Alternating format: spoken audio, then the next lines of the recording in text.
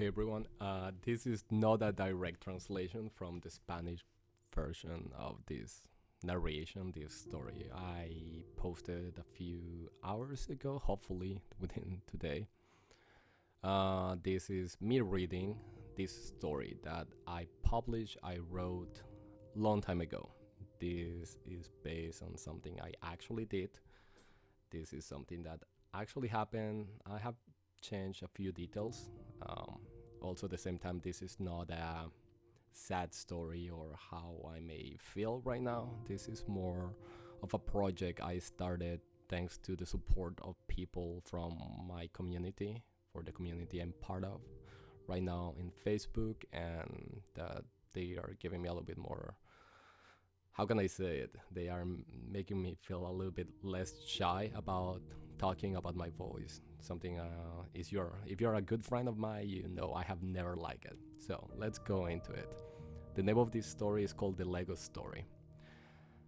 A simple piece of a Lego is usually not that useful. Two of them make a little bit more sense because you can match them, you can just put them together.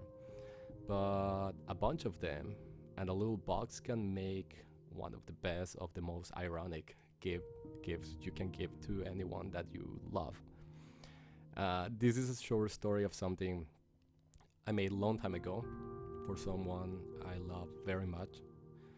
It's an idea that was quite simple, but it's up to this day one of those ideas that I'm very proud of because it symbolized back then what she meant for me, what I wanted for us. When I wrote this story, when I was explaining it, I was single. Right now, when I'm narrating it, if you you know a little bit about me, if you're close to me, you know I'm single again. Um, but I can sincerely say that back in that day, I believe that the meaning of this story, this gift was that's how I felt. That's what I wanted. I wrote to open it. I told her to open it. I had this idea. It requires some Legos, probably less than 15, more or less. A small wooden box, like you may see in the video right now, and a little piece of a string, so you can tie it very, very well. Oh, something very important is you need a piece of paper inside with a small note, very small. All this was for her. She was someone quite special for me, even up to this day that we may have taken different paths. Back then, when I wrote it, we have taken different paths. But when I did this, she was the only one for me. For this gift, I placed the Legos pieces inside the box. I said, I old style knot around it and put this box in my bag. Then I will meet with her. We will spend the afternoon together. We'll be laughing, we'll be silly, or just back then, just being together.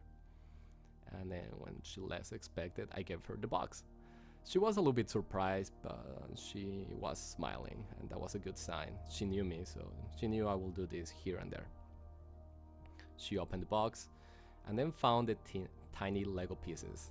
She was puzzled by it, but she kept smiling.